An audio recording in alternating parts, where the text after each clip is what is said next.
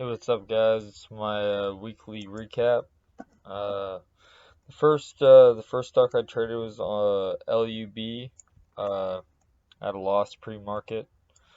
Um, I shorted here at the VWAP. I was I thought it was gonna be a rejection, and I was gonna cover down here. It wasn't a rejection. I never should have added here.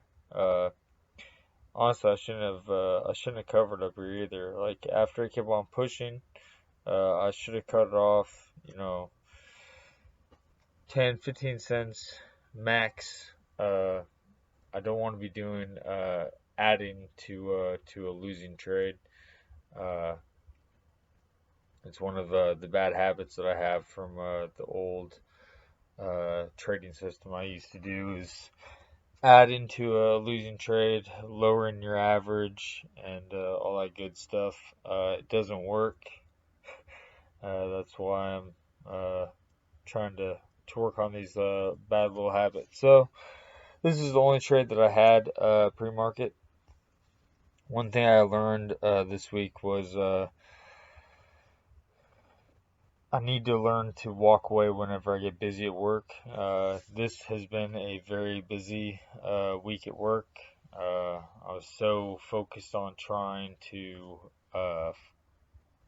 force a trade, I guess, that it backfired. Luckily, I have learned from the last couple weeks of recaps that I've kept my losses a lot smaller. So it wasn't as far as like lessons learned. This I'm doing a hell of a lot better at that side of the things. But there's still some things to I need to work on. Obviously, like adding to losing trade is definitely a no go. Um, I think that the next weeks going forward, I'm also going to tighten up my stop loss.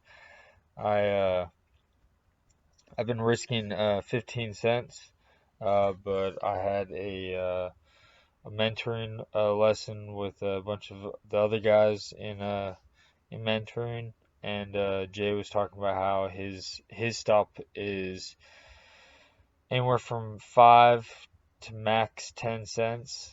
So I mean, if he's only allowing a 10-cent risk, like there's no reason for me to have a larger risk than that. So I'm going to bring it down to 10 cents. I'm going to try to be a lot more lasered in on my entries. Because I had this loss on Tuesday, I did another very bad thing. I thought I would revenge trade. So when this thing popped up for a day two, I thought for sure that I would get my money back and then some. So my indicator was this black line right here. So when it popped above, you're supposed to pop. You're supposed to short the pop and then ride it all the way down. The problem with this is it was after the time that I was supposed to be doing it. Uh, Once again, I didn't learn my lesson from the day before. I added to my losing trade. And then when it squeezed up, I finally cut it off. There's some horrible trades, but this is why I'm glad I'm doing the recaps because in the moment I didn't think that they were that bad of trades, and then when I was going in, clicking where all my orders were filled, I was just like, what in the heck was I doing? So I think this is a very good thing for me to do because some of the trades were really good, like on NWGI. I actually traded this thing really well. I had this thing pop above VWAP again. I shorted the pop above VWAP, wrote it down, cut it all off. That's all I took for the pre-market. Then when this thing came up, I drew in my trend line.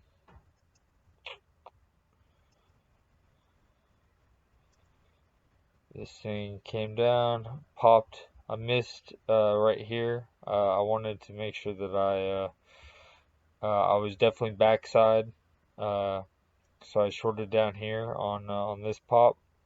Uh, When it came down, I covered half here. I covered a fourth here a little bit early, but I'm not gonna complain on a good trade. And then I hit my final target down here. So in hindsight, this was a beautiful trade. Uh, this actually saved the day and made it so I ended up green on the day because of my absolutely horrible day two trade on LUB. Uh, I would have had a decent week this week if I wouldn't have gave back all my uh, wins by having equally horrible trades. Then the last trade of the week, unfortunately, was Y10 of yesterday, and I just got all sorts of wrecked on this thing. So we'll start with the pre-market trades. I I shorted right here. I thought I was seeing a trend line break. I thought that this thing was pushing up, it was getting rejected the trend line. I shorted the weakness. Luckily, I kept my stop close. But if you look over here, the problem with this is it doesn't look like I gave it very much range, but I gave it almost 50 cents. That's way wrong. Like that's huge no go. Then I shorted over here when it popped back up. I drew in another trend line. I thought it was rejecting. That's when the volume started coming in. This thing ripped up against me. Luckily, I didn't add to my losing trade like I did on LUB. But once again, if you look at this, that's another 50 cents. So now I'm down $1 from these two crappy moves, right? So that's a huge no good. Uh, but then it shorted up. I didn't actually short here.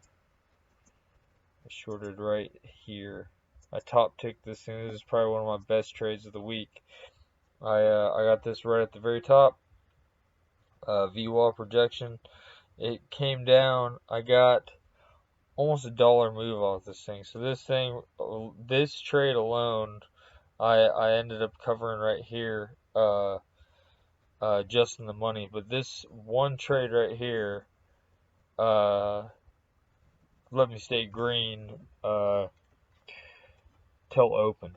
And so I got, like I said, I got a couple horrible trades, and I have one amazing, well, not amazing trade. I have one really good trade that saves the day. But then, fortunately, we went to open, and this thing just kicked my ass. So it shot up. I didn't short here. I shorted here.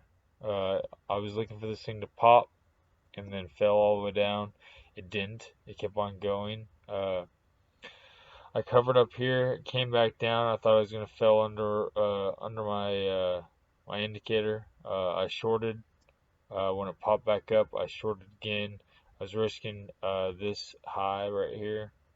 Um, it came down. I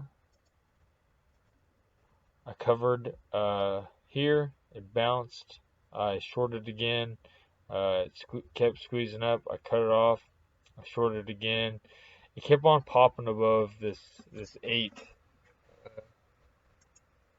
area. I thought it was collecting longs, trying to buy the break at 8, and I thought I was gonna just dump. So I shorted. Came down. I covered. I reshorted again because I thought I was on the backside. It came back down. I covered. When it popped back up again, I couldn't believe that it was setting up again. So I shorted, and then this time it started ripping up, and I got nervous because I was after 10:30. I don't like to take any trades after 10:30. So then I covered.